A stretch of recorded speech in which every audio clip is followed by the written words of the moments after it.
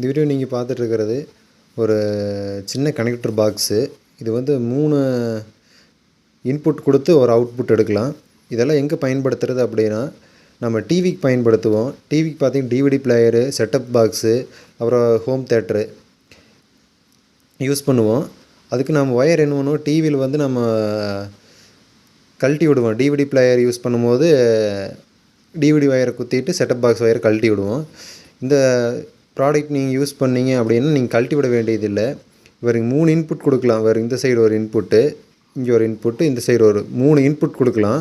3 input கொடுத்து நீங்கள் எந்த இன்புட்டை செலக்ட் பண்ணுறீங்களோ அது வந்து இங்கே அவுட்புட் வரும். இதிலிருந்து நீங்கள் டிவிக்கு செட்டப் பண்ணிக்கலாம்.